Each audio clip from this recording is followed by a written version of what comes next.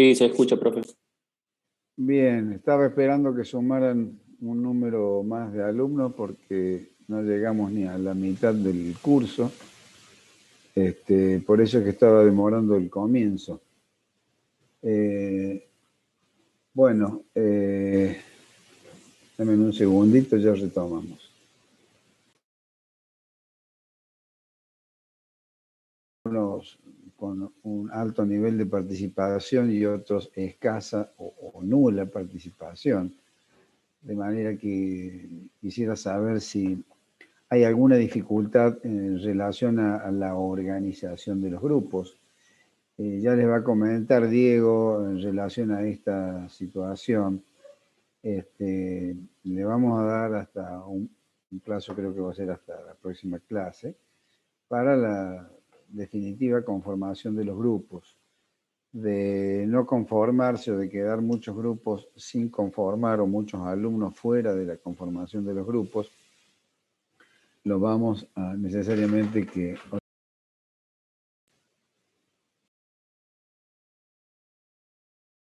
Profe, se cortó el audio. Sí, ahora estamos de nuevo. Sí. Bueno,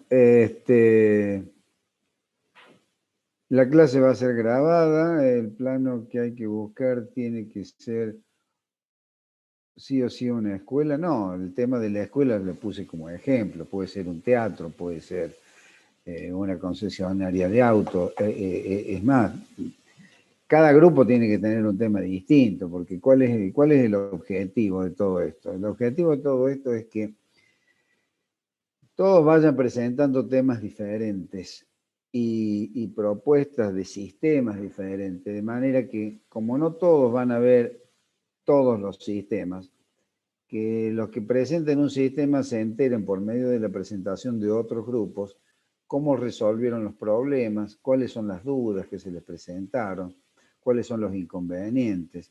Ese es un poco el objetivo de la conformación de los grupos y también de la forma de corregirlos, que la modalidad que establecemos es una clase paralela a la teórica, en donde van a ir viendo la corrección de uno o más grupos con la participación de todos. Con ello van a poder ver las dudas que se presentan, los inconvenientes, cuáles son los avances, el modo de presentación que yo en la clase pasada se los di. Si queda alguna duda, yo se los repito. Yo les di unos trabajos prácticos de la presentación de años anteriores, cómo estaban conformados los planos, los detalles, qué elementos se deben constituir, y mínimamente le pedimos que tengan dos sistemas en el mismo tema, o sea, si resuelven establecer una clínica, un hospital, una escuela, un anfiteatro, un cine, lo que fuese, le proponemos que tengan por lo menos dos sistemas. ¿Qué significa dos sistemas? Bueno, todavía no hemos visto sistemas de aire y tampoco ustedes tienen la experiencia. Entonces, ¿cómo se va a resolver? En primer lugar, el trabajo consiste en la elección de un plano, que es un medio que se lo vamos a aprobar nosotros en cuanto a su amplitud, en cuanto a su destino, en cuanto a las características de la zona. Con ese plano van a trabajar sobre la determinación de los materiales que lo constituyen, paredes, techos, pisos, elementos de aislación, etc. Destino, obviamente si es un cine, vamos a tener un destino que va a ser espectadores, más otro destino que puede ser administración o otros servicios. Yo les he citado en el grupo de WhatsApp, en el caso de una escuela, donde en la escuela podemos señalar varias funciones, no solamente el aula, el Zoom, la parte administrativa, laboratorios, talleres, etc. No pretendemos ni queremos tampoco que desarrollen la totalidad de esa escuela, porque sería un trabajo muy laborioso para ustedes y para nosotros también. Entonces, el objetivo es decir, bueno, tomamos un determinado tema, por ejemplo, si eligen una escuela, asignamos, por decir algo, el Zoom y un grupo de aulas, o un grupo de aulas y la parte administrativa. Entonces, esos locales debidamente definidos, aulas, por ejemplo, ¿cómo están constituidos? Bueno, esas aulas están constituidas por dos paredes interiores, una pared exterior y una pared que da a un lugar no acondicionado. El piso, el techo, ¿a dónde vincula? ¿Cómo están constituidos? Si ustedes no lo tienen la constitución porque el plano no se los dice, bueno, con la clase de hoy que vamos a empezar a hacer la determinación de las composiciones de los elementos que componen la pared y su forma de transmisión de calor, vamos a ir determinando las composiciones que pueden tener.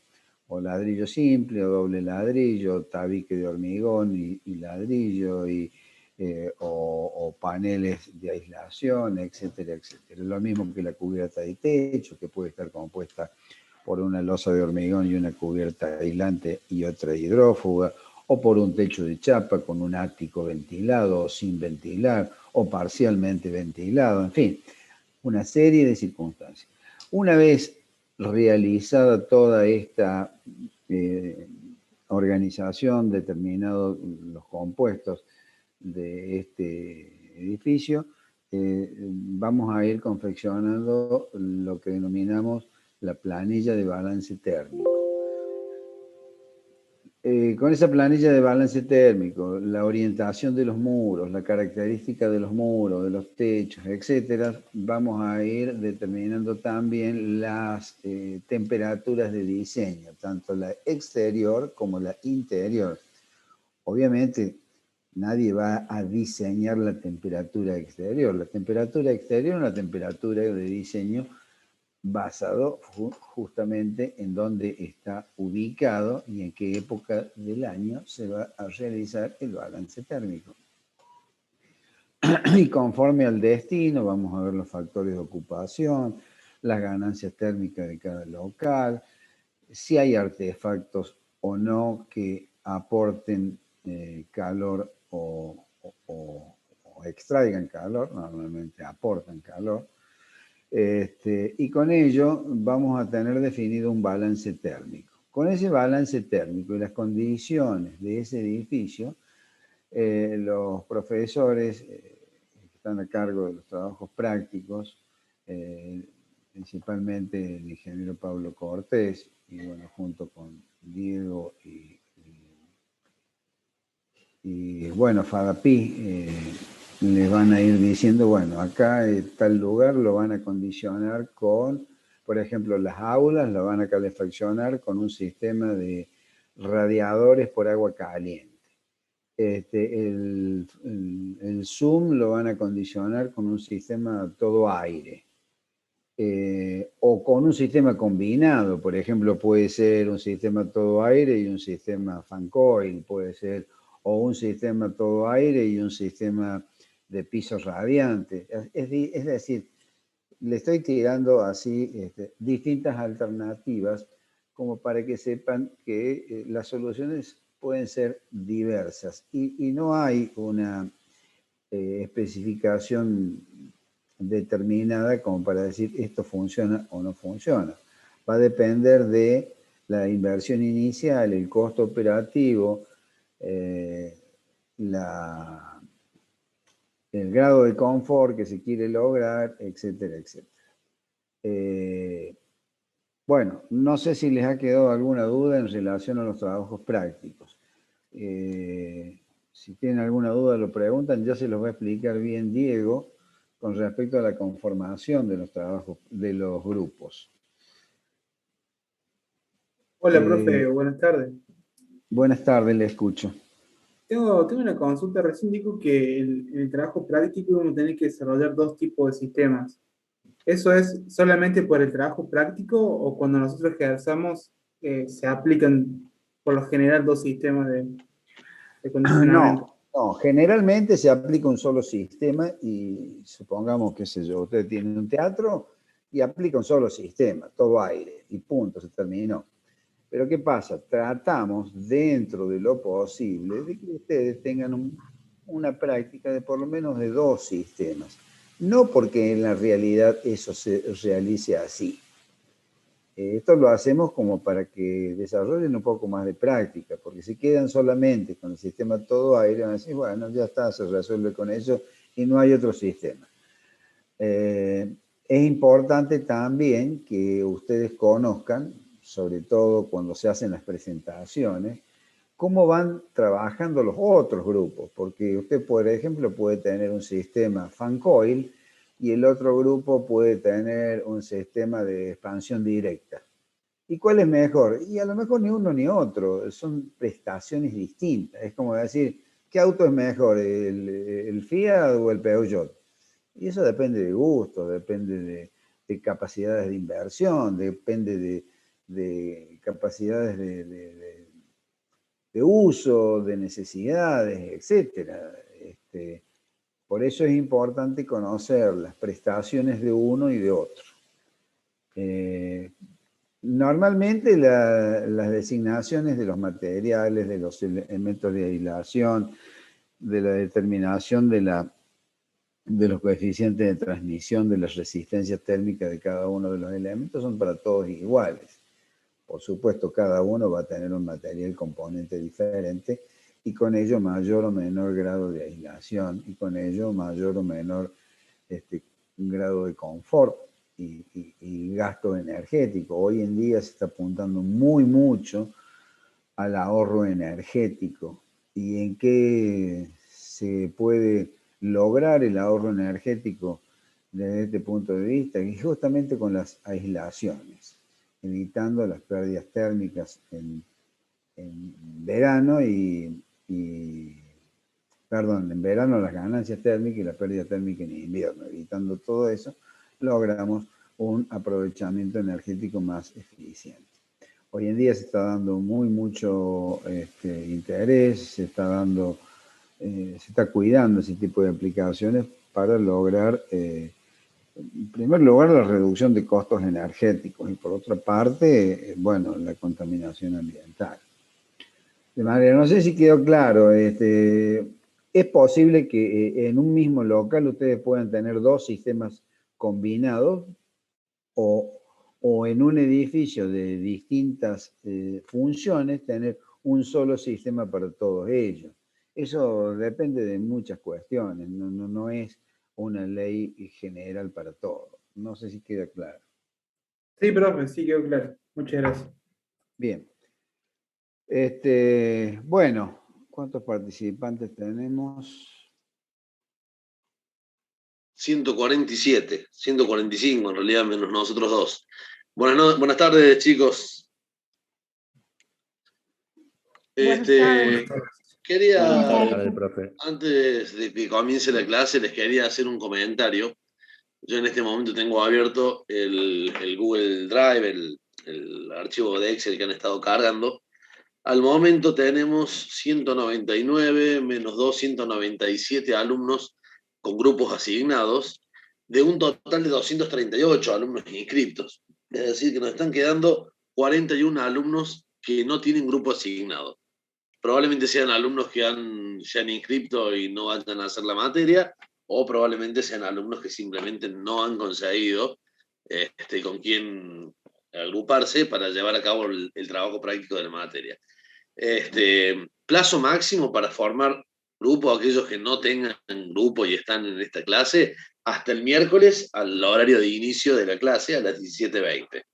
Si para ese horario hay alumnos que no hayan formado grupo, nosotros los vamos a formar a los grupos, van a ser cargados en el mismo archivito de Google Drive y, entre ustedes tratarán de localizarse, ¿sí? Seguramente luego de eso va a haber un ajuste porque quizás hay 2 alumnos o un solo alumno que no tiene grupo y de pronto nosotros le ponemos 5 alumnos que han decidido abandonar la materia y de pronto ese alumno está solo.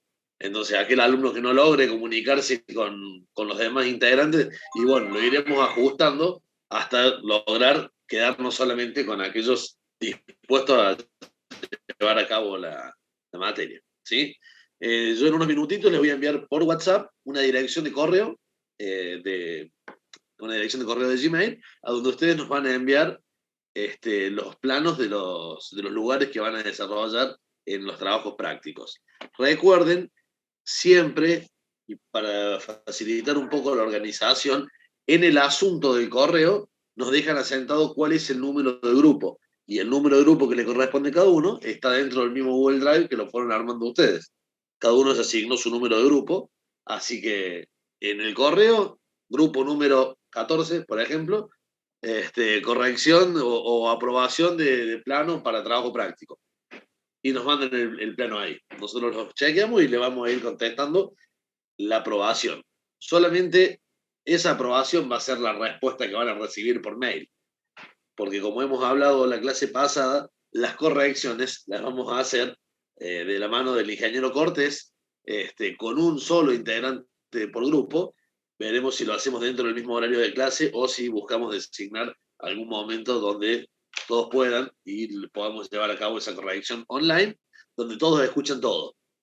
¿Sí? De manera de nosotros evitarnos repetir tantas veces lo mismo. Y por otra parte, si lo hacemos por correo, imagínense ustedes que al momento dije que eran 28 grupos, más lo que falta, vamos a suponer que se vaya a 35 grupos. Imagínense responder y revisar 35 planos, nos va a tomar 2 semanas en contestarle un mail. Entonces creo que no le sirve ni a ustedes ni a nosotros. Así que la idea es hacer una clase donde en forma online todos escuchan todo y de esa manera las dudas comunes se van evacuando y vamos agilizando la corrección. ¿Sí? No sé si tienen alguna duda al respecto. Bueno, acá por WhatsApp me preguntan si yo he mencionado el libro de Quadri de sistemas de aire acondicionado. No, yo no lo he mencionado, pero no quiere decir que no sirva, todo lo contrario. Es un muy lindo libro, pero como el título lo dice, trata sistemas de aire. O sea que no abarca la totalidad de lo que vamos a ver. Está muy bien explicado la parte de sistemas de aire. El ingeniero Quadri es un autor excelente en este sentido, en la parte de instalaciones. Por otra parte, habla en nuestro mismo idioma, no solamente desde el punto de vista del idioma español, sino desde el punto de vista del idioma tecnológico, me refiero. Está adaptado a nuestras normativas y a nuestras costumbres. De manera que sí, evidentemente se lo recomiendo, pero con esa limitante. No están todos los temas que vamos a desarrollar o todos los contenidos que tenemos. Así que, bueno, si no hay más preguntas, si no tienen más dudas, comenzamos con la clase de hoy y la empezamos a grabar. ¿Alguna pregunta, alguna duda? Bueno, entonces comenzamos.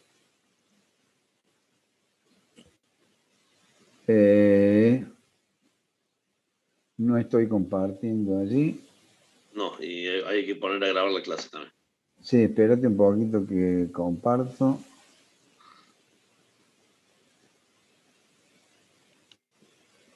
Vamos a compartir esto.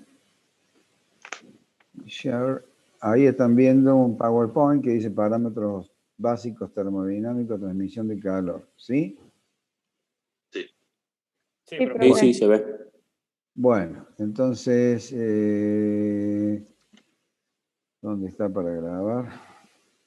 Un poquito.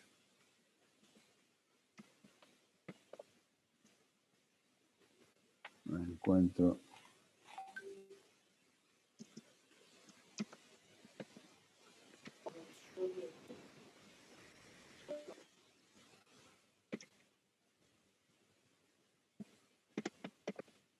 Bueno.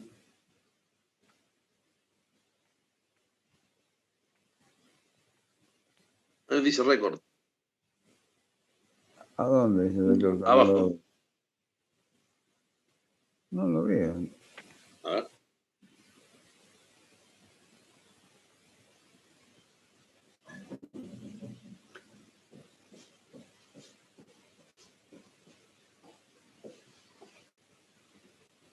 Clases, estas dos PowerPoint que están viendo ahora están subidos a autogestión. Voy a maximizar para que se vea mejor.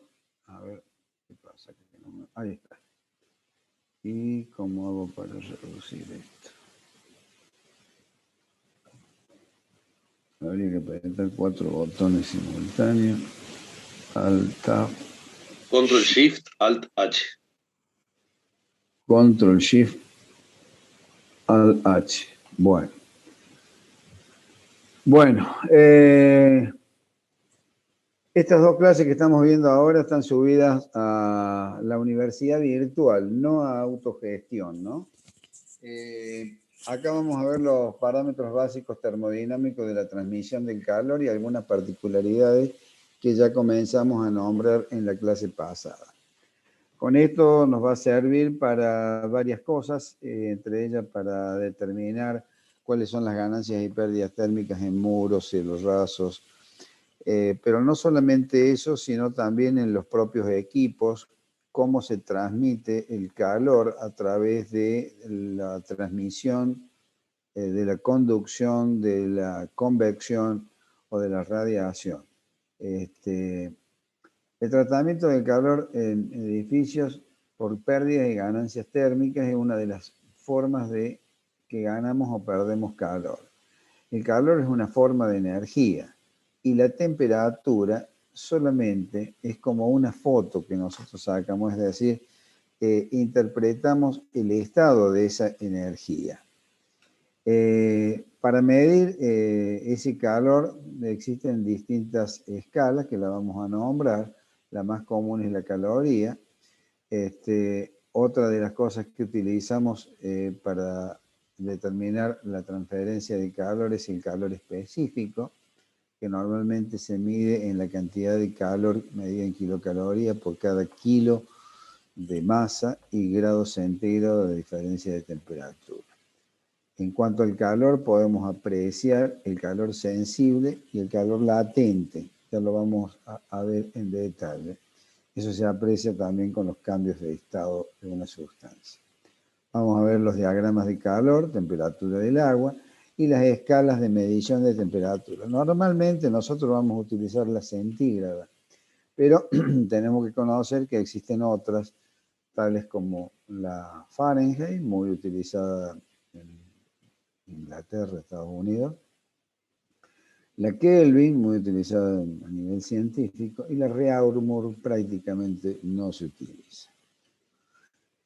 Bueno, este cubo color celeste que indicamos allí es como considerar un ambiente acondicionado. El calor se transmite desde el punto de mayor calor al de menor calor.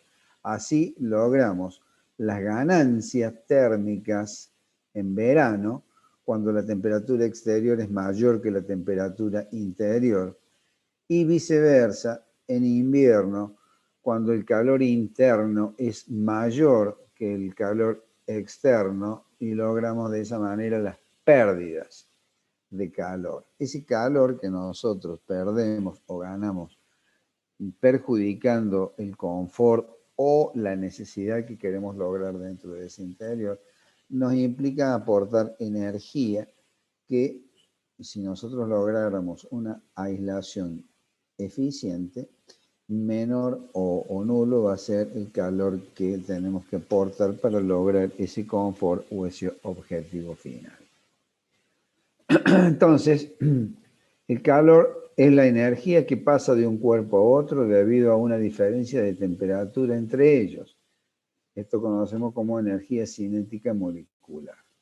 La temperatura de un sistema es un parámetro, o sea, como yo le decía, una foto recién, que indica niveles de calor. Adquiere el mismo valor que la de otros sistemas cuando todos ellos se ponen en contacto, es decir, por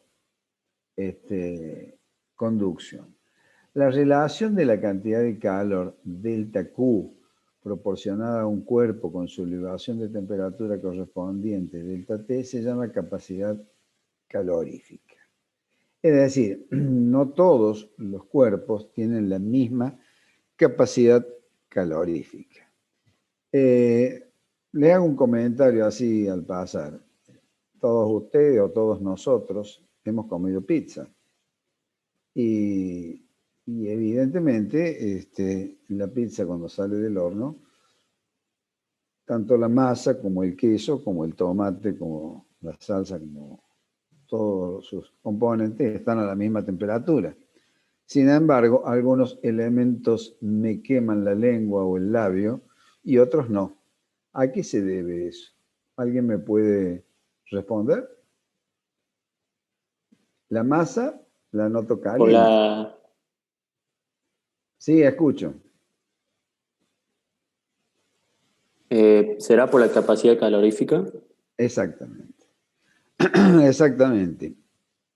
Aquellas sustancias que tienen mayor contenido de agua ceden o absorben mayor cantidad de calor. O sea, tienen mayor capacidad calorífica. O sea, esto que estamos describiendo acá, la relación entre la cantidad de calor delta Q proporcionada a un cuerpo con su elevación de temperatura correspondiente a delta T se llama capacidad calorífica. Y esa capacidad calorífica se gana o se pierde. El agua, nosotros lo tomamos como referencia de la capacidad calorífica igual a 1, o sea, es la más alta. Todos los demás cuerpos tienen un coeficiente mucho menor que el agua. Ya lo vamos a ver en algunas tablas. El calor específico, que es esto que estamos definiendo, es el calor necesario para aumentar en 1 grado centígrado la temperatura de 1 kilo de una determinada sustancia. Y así vamos a tener distintas calores específicos. Por ejemplo, los materiales de construcción, obviamente, cada material tiene su propio calor específico, pero estamos en el orden de 0,2, 0,3, etc. ¿Y en qué se mide? Bueno, se mide en kilocalorías por kilo grados centígrados.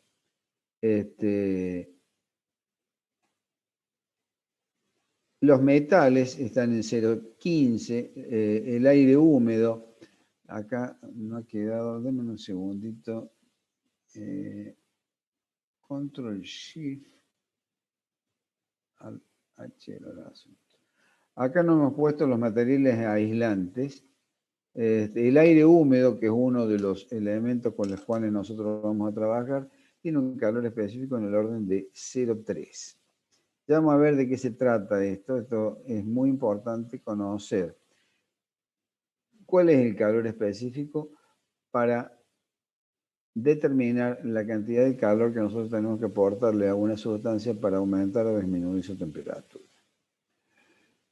Así definimos la caloría como la cantidad de calor necesaria para elevar la temperatura de 1 gramo de agua de 14,5 a 15,5 grados centígrados. Esta unidad prácticamente se usa en laboratorio. Nosotros usamos más bien la kilocaloría, que es lo mismo pero multiplicada por 1000. Es decir, la cantidad de calor necesaria para elevar la temperatura ahora sí de 1 kilo de agua, de 14,5 a 15,5. Y este valor es utilizado como base para determinar justamente el calor específico. Hay otras unidades que se utilizan mucho en otros países. Si ustedes, por ejemplo, adquieren un equipo proveniente de Inglaterra, Estados Unidos, Canadá, viene expresado su potencia térmica en BTU, que es conocido como unidad térmica británica, que es la cantidad de calor que se necesita para elevar la temperatura de 1 libra de agua de 63 a 64 grados Fahrenheit. Ahora bien, resumiendo, porque esto es medio complicado hacer la transformación de grados Fahrenheit, directamente un BTU son 250 caloría pequeña o 0,252 kilocalorías. Ahora bien, otra unidad que se utiliza mucho para dimensionar los equipos o conductos, etcétera, es lo que se conoce con el nombre de tonelada de refrigeración.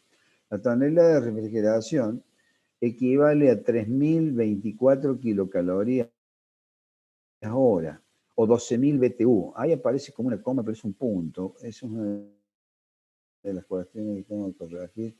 Es por una cuestión de signos. Es 3.024 kilocalorías, no 3,024. Quiero aclarar eso. Lo mismo, son 12.000 BTU. Hay un micrófono abierto, no sé si que quieren preguntar o lo abrieron. Bueno. Otra de las equivalencias, que eso es muy importante porque a la hora de mover los equipos lo hacemos normalmente con motores eléctricos y es conveniente conocer cuál es la relación que hay con la potencia eléctrica, que es referido al kilowatt. Un kilowatt son 0,239, ahí sí es una coma, 0,239 kilocalorías por segundo. Cuidado con esa unidad. Eso equivale a 860 kilocalorías hora. Tenga mucho cuidado con estas conversiones porque es muy fácil equivocarse. Se las señalo acá para que lo tengan presente. Y también les agrego esta conversión porque, bueno, posiblemente lo vean con nosotros en el segundo cuatrimestre en instalaciones eléctricas.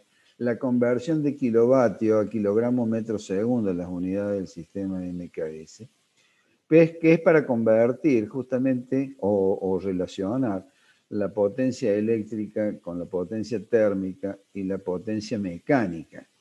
O sea, el trabajo mecánico equivale a 102 kilogramos por metro sobre segundo.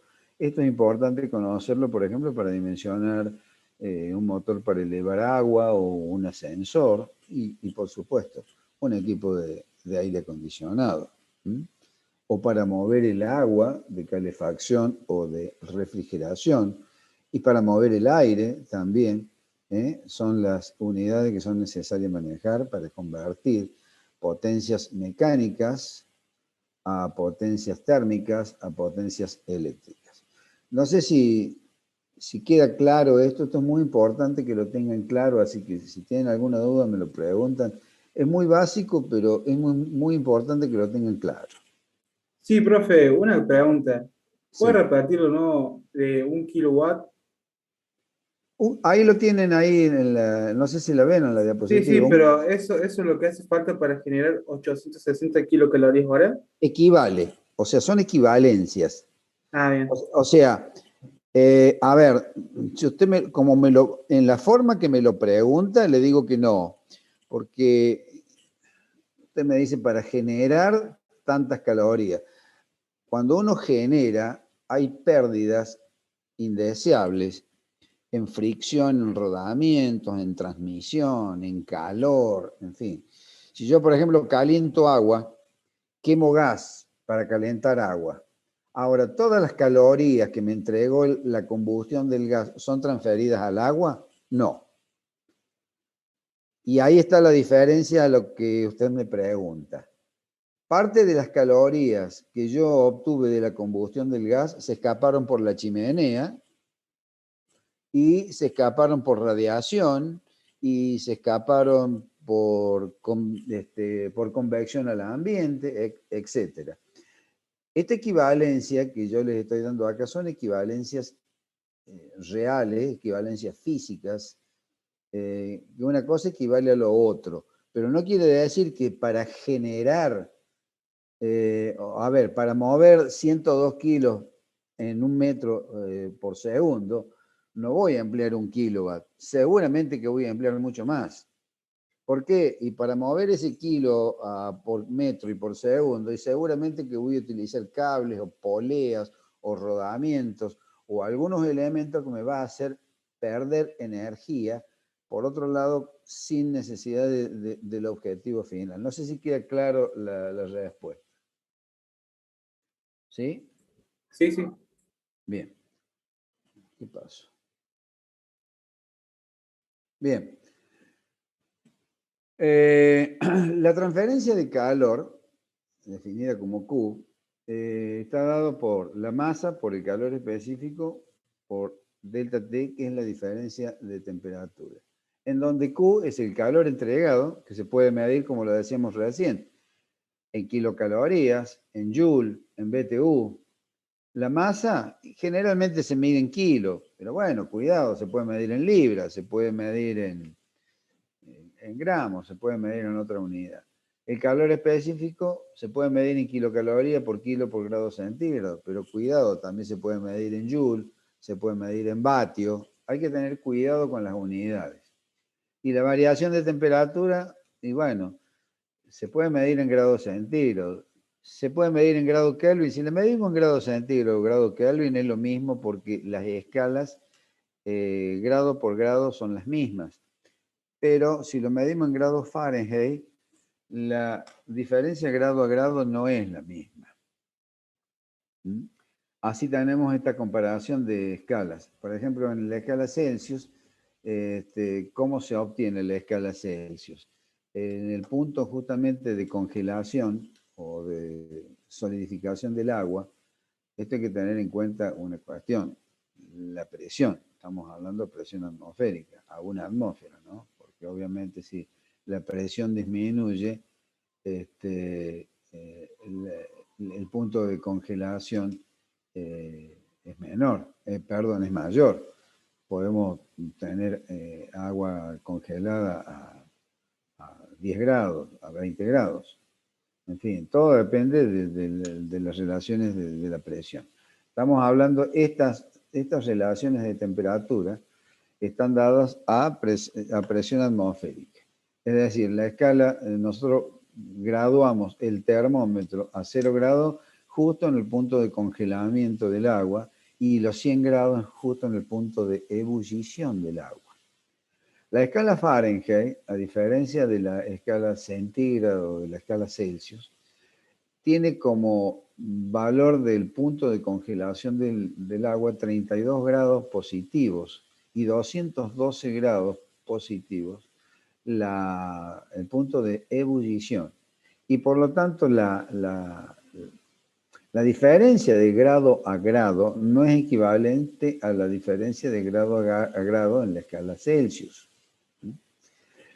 En tanto que en la escala Kelvin es muy interesante, pero tiene la ventaja para nosotros que la diferencia de grado a grado de la escala Kelvin es igual a la diferencia de grado a grado de la escala centígrada o escala Celsius.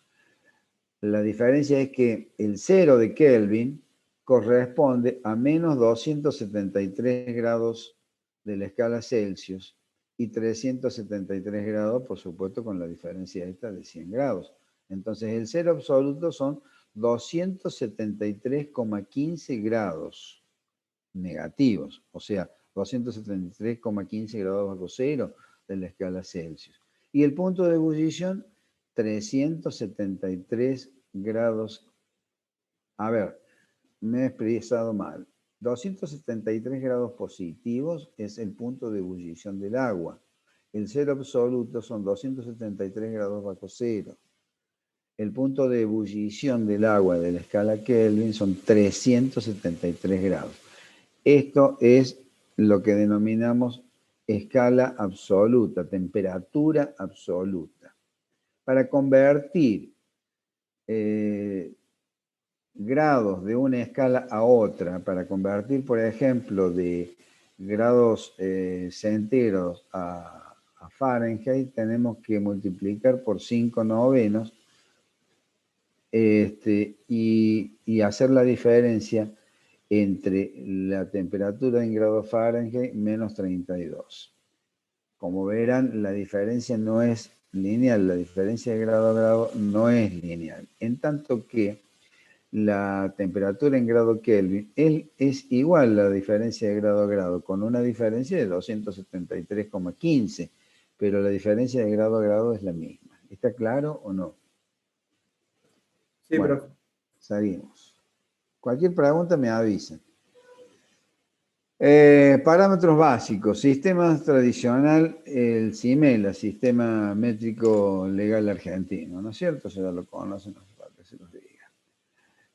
La transmitancia térmica, K, en el sistema tradicional se da como kilocalorías hora por metro cuadrado y grado centígrado. Tengan cuidado porque algunas tablas se lo dan en CIMELA, es decir, no en kilocalorías, sino en vatio metro cuadrado grado Kelvin. Cuidado allí, porque muchos meten la pata, se equivocan con los valores. Fíjense bien siempre las unidades. Hay tablas que se lo dan en kilocaloría hora metro cuadrado grado centígrado y hay otras que se lo dan en vatio metro cuadrado grado Kelvin. Así que cuidado con esto. La unidad de potencia, bueno, muchos se lo dan en vatios, otros en joule, otros en BTU. Tengan en cuenta que cualquiera de los casos, acá tienen las formas de convertirlos, de darle equivalencia. De kilocaloría, es decir, lo que me preguntaba recién un alumno, no sé quién era, si yo tengo que convertir BTU a vatio o a grados o a kilocaloría. Sí, ahí la conversión es directa, directamente multiplico por el coeficiente y el valor que me da el fabricante de Estados Unidos, de Japón o de China, que me lo da en vatio, yo lo convierto a kilocalorías segundo. Sí, aplicando el factor de conversión, es exactamente la potencia que han asignado en su país de origen. Eso sí, es tal cual multiplicando por los coeficientes. Entonces, las diferencias de temperatura medida en grados Celsius o Kelvin son iguales por definición. Mismo valor numérico si se las expresa en grados centígrados o en grado Kelvin. Las diferencias de temperatura estoy hablando, ¿no? Si no, tienen una diferencia de 273 grados. Bueno. En relación a las formas de transmisión de calor, yo acá les he resumido algo que se los he subido a la universidad virtual con el nombre de, creo que, material de consulta, que son las normas IRAN 11601, 603, 4 y 5. La 602 no se la subí porque es la de los efectos de la nieve, y eso no tiene, para nosotros no tiene mucha importancia. Y simplemente se lo subo como material de consulta, porque ¿qué trata todo esto? Bueno, la IRAN 11601, el aislamiento térmico en edificios y métodos de cálculo. Esto les va a decir, bueno, cómo se transmite el calor a través de paredes, de áticos ventilados, parcialmente ventilados o no ventilados. Ese es un desarrollo que lleva bastante tiempo y nosotros realmente lo resumimos en un par de coeficientes. Pero si por allí ustedes quieren optimizar los resultados y analizar si el ático o la cámara de aire ventilada está con una transmisión oblicua y no vertical u horizontal como ocurre en un muro, por ejemplo en un muro, que yo tengo dos muros distintos separados con una cámara de aire, el flujo de calor es horizontal. Y va a depender si esa cámara de aire está ventilada, no está ventilada, está parcialmente ventilada y el tamaño de esa cámara de aire. Normalmente nosotros, ya lo vamos a ver en algunos ejemplos, adoptamos un determinado valor y hasta determinados tamaños de esa cámara de aire.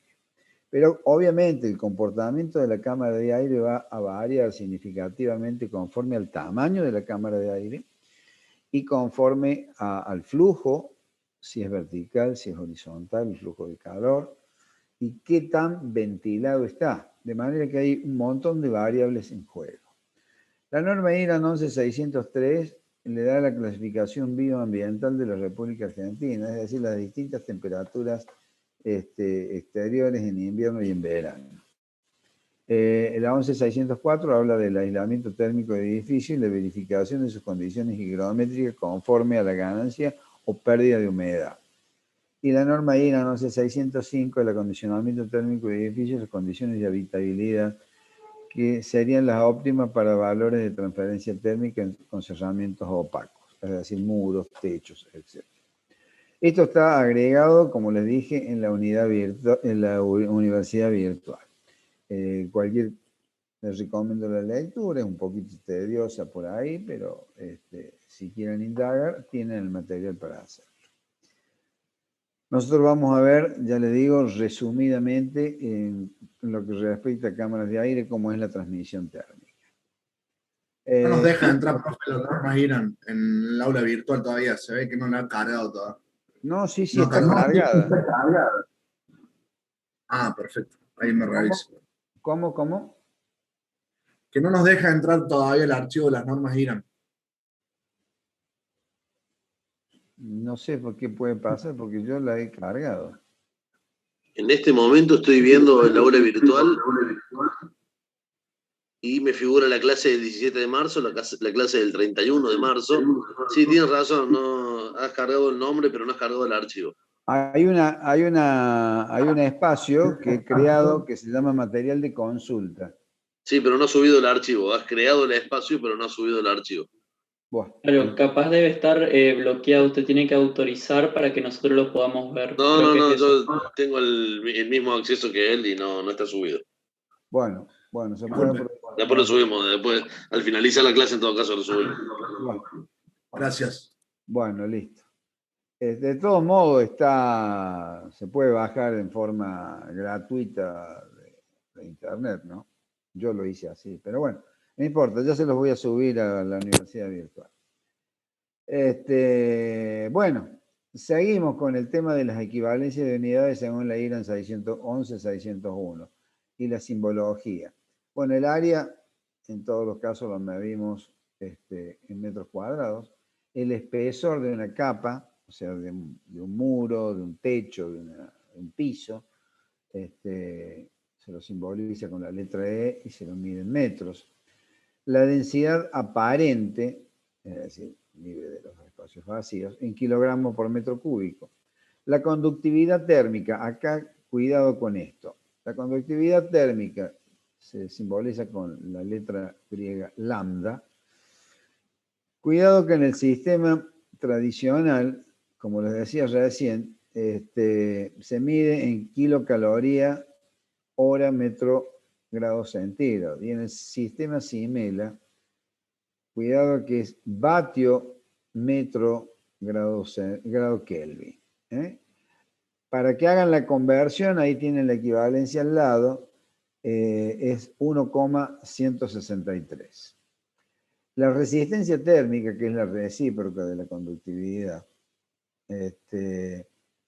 está dado por la superficie, hora, grado centígrado, dividido kilocalorías. En el CIMELA es vatio, o sea, hay que tener cuidado de eso. La transmitancia térmica es kilocaloría, metro cuadrado, hora, grado centígrado, que es la recíproca de la resistencia. La permeabilidad al vapor de agua, normalmente esto no lo utilizamos, o lo utilizamos poco, pero varía en la característica de la resistencia y por lo tanto la transmitancia, según la ganancia de agua que tenga ese elemento que lo compone.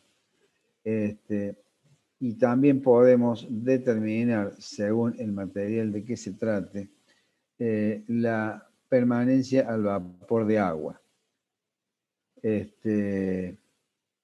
Bueno. En relación, denme un segundito, Shift, Control, Alt, H. Nosotros vamos a utilizar mucho lo que es calor sensible y lo que es calor latente.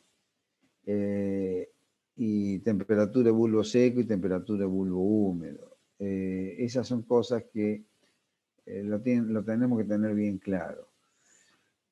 El calor sensible es el calor que va relacionado con un aumento en la temperatura.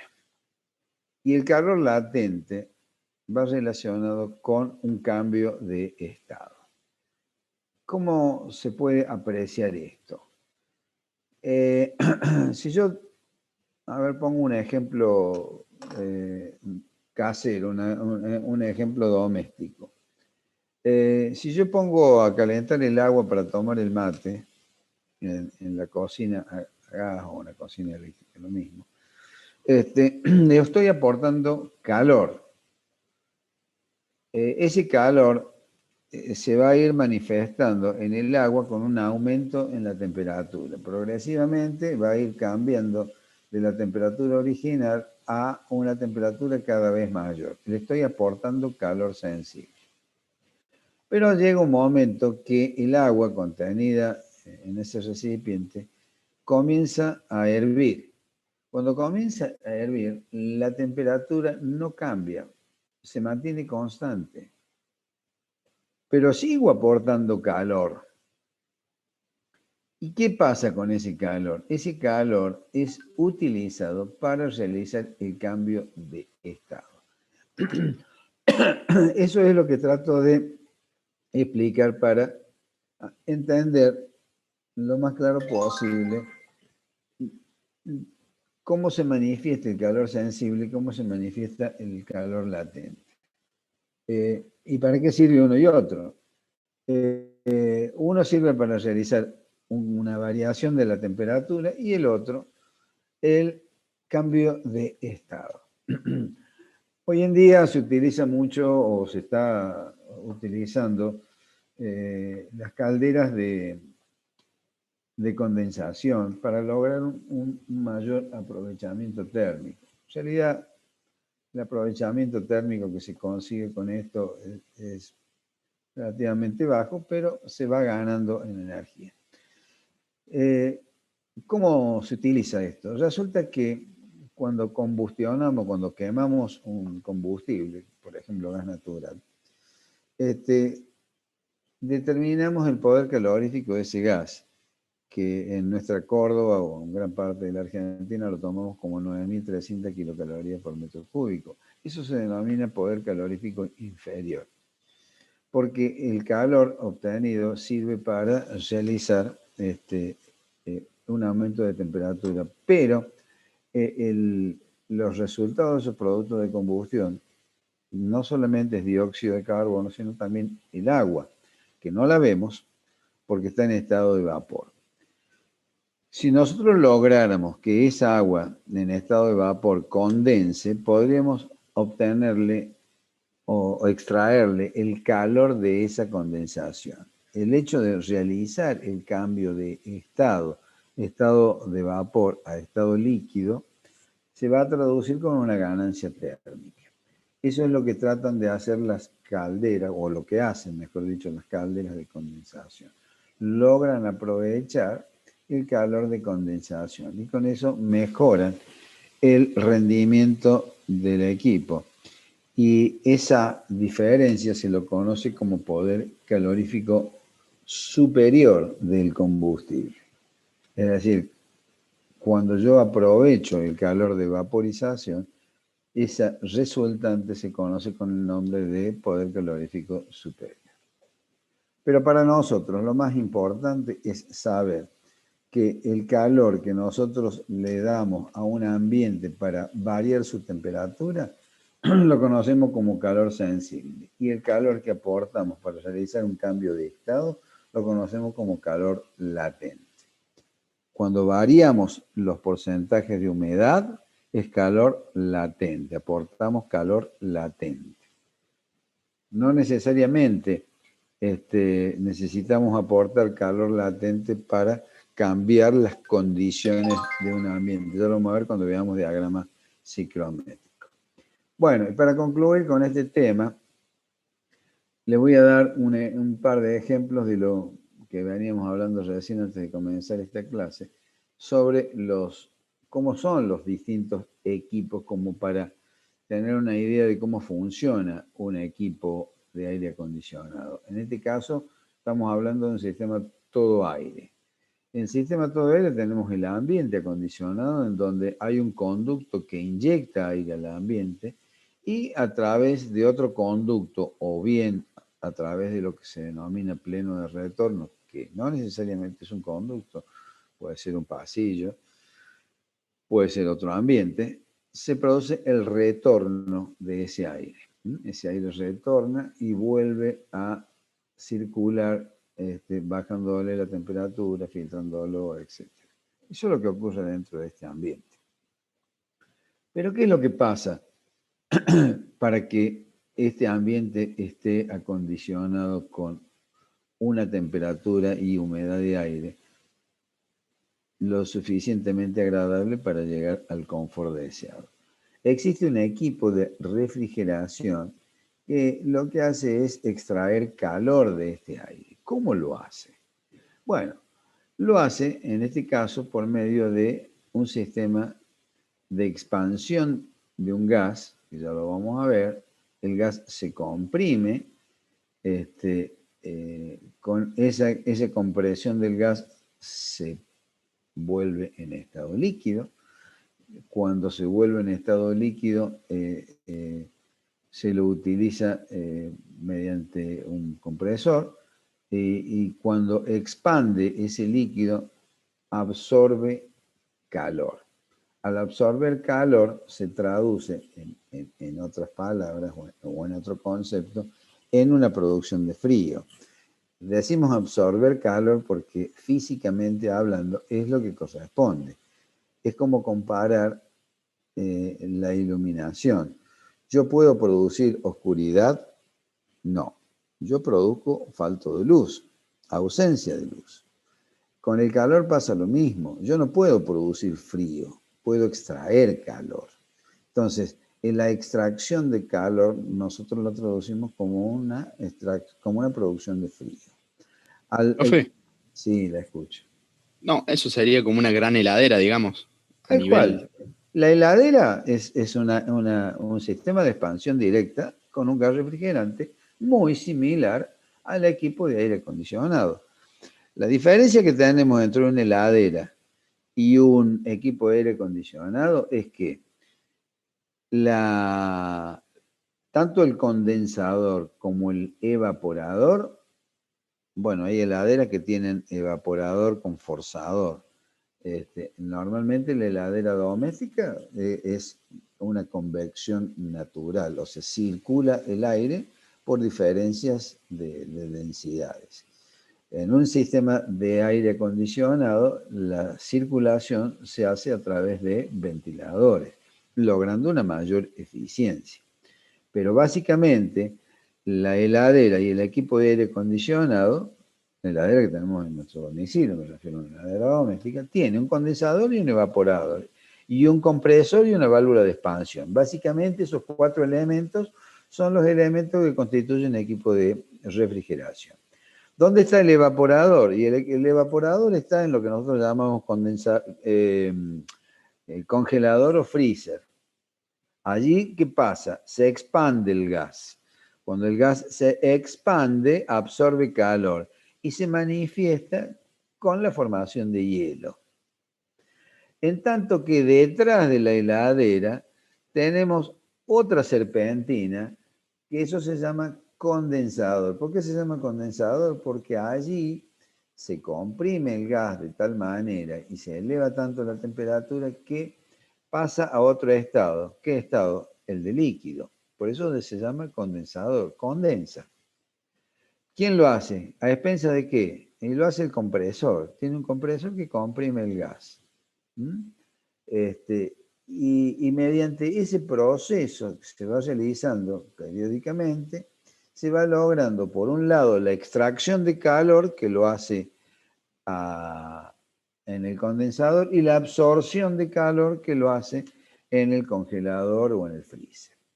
En este caso particular que les estamos mostrando, en lugar de tener una expansión directa, lo hacemos a través del agua. Se expande agua, se refrigera el agua y esa agua sirve para refrigerar y a la vez humidificar el aire del local, logrando de esa manera bueno, en este caso bomba de agua enfriada. No, sí, está bien.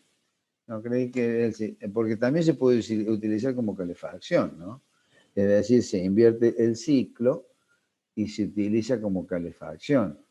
Eso se llama bomba de calor. Si yo doy la vuelta a esto, logro acá que el condensador que estaba funcionando en el exterior, ahora lo tengo acá adentro, el sistema funciona como calefacción. No sé si queda claro, ya lo vamos a ver en detalle. Esto es simplemente un pantallazo como para que vayan teniendo una idea. Esta situación toma aire, este sistema toma aire del exterior e incorpora aire de retorno. El aire del exterior, muy pocos equipos toman aire del exterior porque obviamente el aire del exterior hay que acondicionarlo, es decir, hay que refrigerarlo, filtrarlo y enviarlo nuevamente a la circulación. En cambio, el aire de retorno, que es lo que hacen la mayoría de los equipos, toman el aire de retorno porque ya está significativamente mucho más frío que el aire exterior, evidentemente el gasto energético es mucho menor. Entonces, se prefiere que exista el 100% del aire de retorno y 0 de aire exterior. De esa manera tengo una mayor eficiencia. Ustedes tienen el aire acondicionado del auto, cierran la clapeta del aire exterior y el rendimiento del equipo mejora notablemente. Pero si yo tengo que renovar el aire porque está viciado, porque quiero tomar aire renovado, obviamente y cae muchísimo el rendimiento. Y acá tenemos otro equipo, otra característica, otro equipo, en donde tenemos lo que se denomina torre de enfriamiento. Este sistema es sistema de calefacción y de refrigeración. Acá tenemos una caldera, a ver la 1, sí, ahí está, la 1 es una caldera, tiene la chimenea de la caldera, pero lo que hace acá es calentar agua y esa agua caliente circula por una serpentina y el aire que circula por esa serpentina es calentado por esa agua caliente que después entra al circuito de aire acondicionado. Acá tenemos una cañería de retorno, a ver la 21, conducto, bomba, toma de aire exterior. Esto es lo que se regula porque hay ambientes en donde tenemos que renovar el aire para evitar el viciado del aire, por ejemplo, en un hospital, es necesario renovar una importante cantidad de aire y hay locales en donde por determinadas condiciones higiénico-ambientales hay que renovar hasta el 100% del aire de acondicionado. Bueno, esto ya lo vamos a ver en detalle, simplemente es para hacer una muestra de lo que es un sistema de aire acondicionado central. Bueno, pasamos a otro tema. No sé si hay alguna pregunta que hacer en este tema. Bueno, entonces... ¿Puedo hacer una consulta, profe? Sí, por supuesto.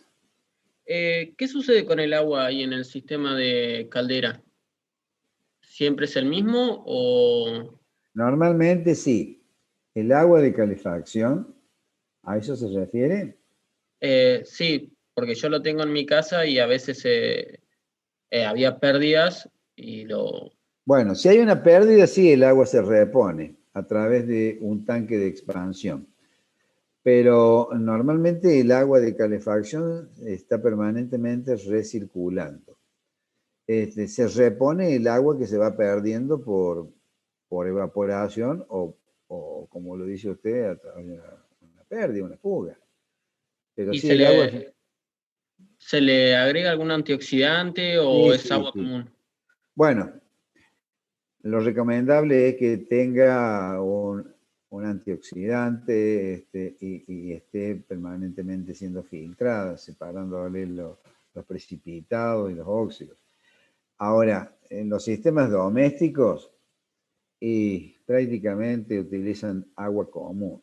No es recomendado, porque obviamente el agua conlleva una serie de elementos, de sales en suspensión, de incrustaciones de la misma caldera, de los radiadores, de las serpentinas, Entonces, eso, si uno no le hace el mantenimiento que corresponde, y sí, evidentemente tiene un periodo de vida útil bastante limitado. Lo que sí remarco, y con respecto a la pregunta que me hace, el agua de calefacción, sea el sistema que fuese, sea sistema central, fan coil, calefacción por radiador, piso radiante, lo que fuese, es totalmente independiente del sistema de agua sanitaria. El agua sanitaria es agua potable, es agua que circula para uso sanitario, pero no está en contacto en ningún momento con el agua de calefacción, sea el sistema que fuese. Por allí algunos autores dicen, entra en contacto para cambiar la temperatura. Sí, entra en contacto, no se mezclan, pero entra en contacto en un intercambiador de calor de placa o un intercambiador de serpentina, pero no se mezclan las aguas, son aguas totalmente distintas. Eso tiene que tenerlo muy, muy claro, ¿eh? Lo mismo que el agua que veíamos recién, el agua de la torre de enfriamiento, esa agua sirve para enfriar el equipo de refrigeración.